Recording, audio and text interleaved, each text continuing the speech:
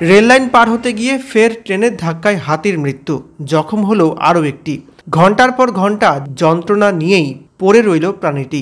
ভিড়ের দিকে অসহায় দৃষ্টিতে যেন বাঁচার কাতর আর্জি। জলপাইগুড়ি ধূপগুড়িতে ফের মারাত্মক ঘটনা।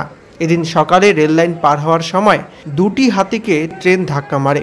কুয়াশায় ঢেকেছিল চারিদিক। একটি প্রাপ্তবয়স্ক হাতি ঘটনাস্থলেই মারা পড়ে এবং অপরটি গুরুতরভাবে আহত হয়। সংঘর্ষের তীব্রতা এতটাই ছিল যে মৃত হাতির দেহ ছিটকে পড়ে রেললাইনের পাশে। খবর পেয়ে বন দপ্তরের কর্মীরা দ্রুত ঘটনাস্থলে পৌঁছে আহত হাতিটিকে উদ্ধার করে চিকিৎসার ব্যবস্থা করেন। এই ঘটনা প্রকাশ্যে আসতেই এলাকায় চাঞ্চল্য ছড়ায়, ভিড় পড়ে যায় এলাকায়। এটা ট্রেনের মধ্যে ধাক্কা লাগছে। এখন কি অবস্থা? এখন ডেড হয়ে গেছে। কোন জায়গায়, কোথা থেকে আসলো হাতি? এটা ধূপগুড়ি ব্লক ভোটপাড়া নামাপাড়া এলাকা।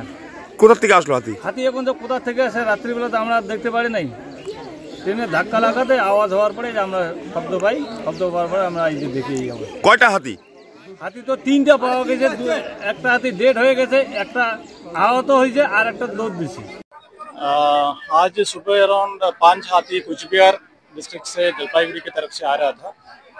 तो इसी समय अर्ली मॉर्निंग 4 बजे के आसपास इसका मैंने एक ट्रेन से गुड्स ट्रेन से हिट होके एक हाथी तो ऑलरेडी मर गया और अगर अडल्ट टस्कर एलिफेंट था और ये एक मैंने मखना है, सब अडल्ट मखना है, उसका इंजरी हो गया। तो अभी हम लोग इसको ट्रीटमेंट दे रहे हैं। ट्रीटमेंट के बाद इसको हम लोग फॉरेस्ट एरिया में शिफ्ट करके फर्दर ट्रीटमेंट के लिए कोशिश कर रहे हैं। और इधर का जो रास्ता बहुत छोटा है, तो हाइड्रा और जेसीबी सब आने के लिए बहुत टाइम लग रहा है।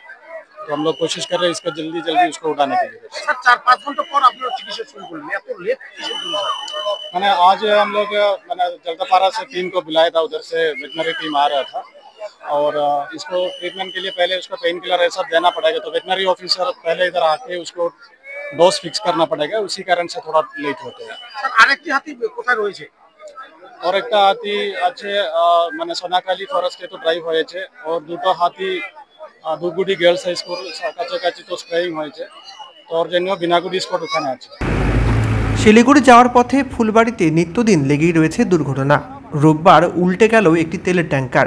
সেখান থেকে গল গল করে বেরিয়ে আসছিল তেল, আর সেই দৃশ্য দেখে আতঙ্কিত হয়ে পড়েন স্থানীয় বাসিন্দারা।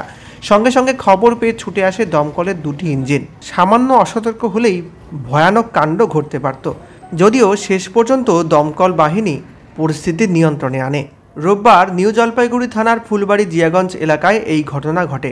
এই তেলের ট্যাঙ্কার থেকে তেল চুইয়ে পড়ার পরই আগুন ছড়িয়ে পড়তে পারে বলে আতঙ্ক ছড়ায় এবং সেই ঘটনার জেরে জলপাইগুড়ি শিলিগুড়ি রাস্তায় যানবাহন চলাচল ব্যাহত হয়। নিউ জলপাইগুড়ি থানার পুলিশ এলাকা ফাঁকা করে দেন। এরপর ক্রেন নিয়ে এসে তেলের ট্যাঙ্কারটিকে উদ্ধার করা হয়।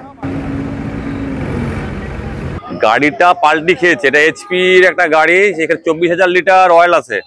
এটা পুরো ইনফ্লেমেবল, পুরো একদম দাহ্য বস্তু।